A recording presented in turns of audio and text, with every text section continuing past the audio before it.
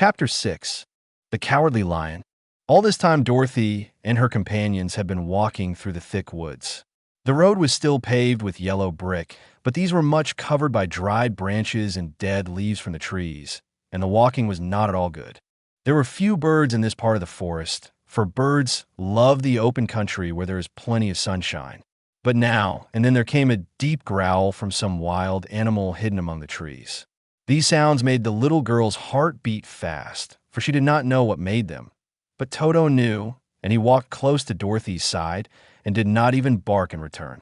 "How long will it be," the child asked of the Tin Woodman, "before we are out of the forest?" "I cannot tell," was the answer, "for I have never been to the Emerald City. But my father went there once, when I was a boy, and he said it was a long journey through a dangerous country. Although nearer to the city where Oz dwells, the country is beautiful. But I am not afraid so long as I have my oil can, and nothing can hurt the Scarecrow, while you bear upon your forehead the mark of the Good Witch's kiss, and that will protect you from harm." "But Toto," said the girl anxiously, "what will protect him?" "We must protect him ourselves if he is in danger," replied the Tin Woodman. Just as he spoke, there came from the forest a terrible roar, and the next moment a great lion bounded into the road. With one blow of his paw, he sent the Scarecrow spinning over and over to the edge of the road, and then he struck at the Tin Woodman with his sharp claws. But, to the lion's surprise, he could make no impression on the tin, although the woodman fell over in the road and lay still. Little Toto, now that he had an enemy to face, ran barking toward the lion, and the great beast had opened his mouth to bite the dog, when Dorothy, fearing Toto would be killed, and heedless of danger, rushed forward and slapped the lion upon his nose as hard as she could, while she cried out, "Don't you dare to bite Toto! You ought to be ashamed of yourself, a big beast like you, to bite a poor little dog." "I didn't bite him," said the lion, as he rubbed his nose with his paw where Dorothy had hit it. "No, but you tried to," she retorted. "You are nothing but a big coward." "I know it," said the lion, hanging his head in shame. "I've always known it, but how can I help it? I don't know, I'm sure. To think of your striking a stuffed man, like the poor Scarecrow." "Is he stuffed?" asked the lion in surprise, as he watched her pick up the Scarecrow and set him upon his feet, while she patted him into shape again. "Of course he's stuffed," replied Dorothy, who was still angry. "That's why he went over so easily," remarked the lion. "It astonished me to see him whirl around so. Is the other one stuffed also?"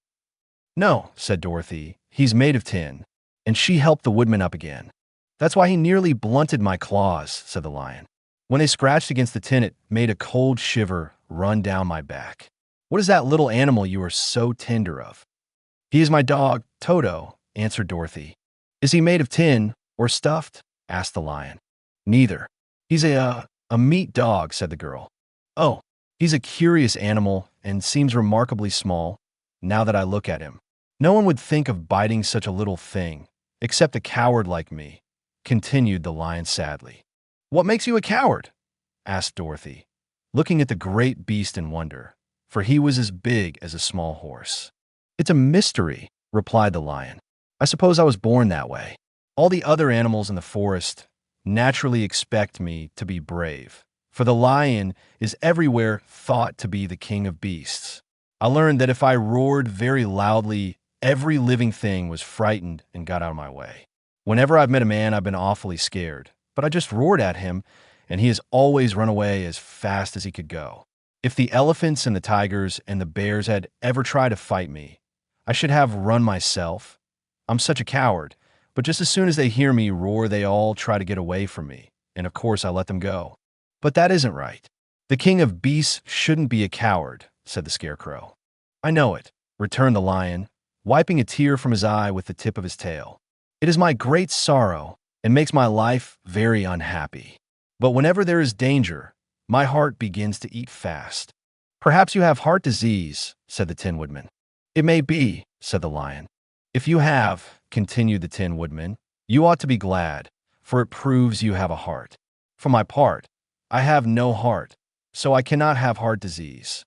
"Perhaps," said the lion thoughtfully, "if I had no heart, I should not be a coward." "Have you brains?" asked the Scarecrow. "I suppose so. I've never looked to see," replied the lion.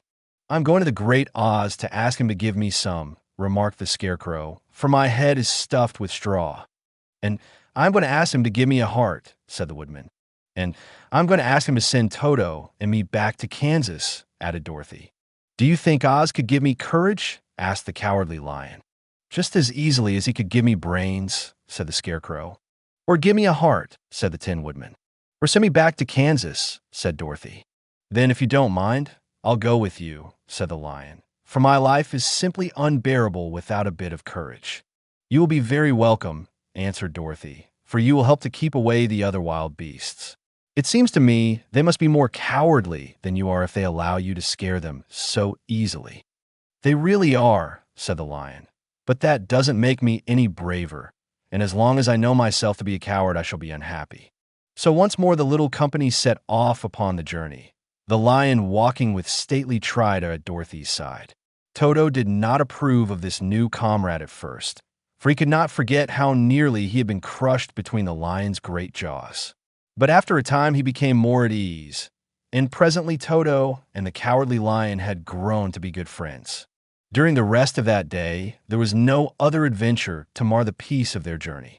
Once, indeed, the Tin Woodman stepped upon a beetle that was crawling along the road and killed the poor little thing.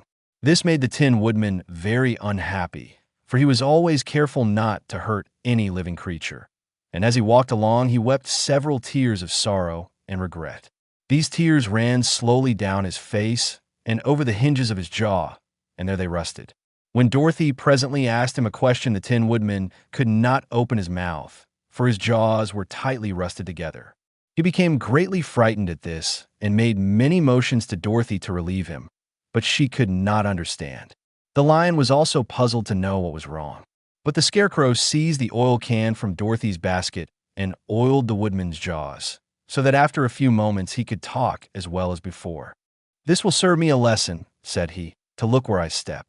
For if I should kill another bug or beetle, I should surely cry again, and crying rusts my jaw so that I cannot speak." Thereafter he walked very carefully with his eyes on the road, and when he saw a tiny ant toiling by, he would step over it, so as not to harm it. The Tin Woodman knew very well he had no heart, and therefore he took great care never to be cruel or unkind to anything. "You people with hearts," he said, "have something to guide you, and need never do wrong. But I have no heart, and so I must be very careful.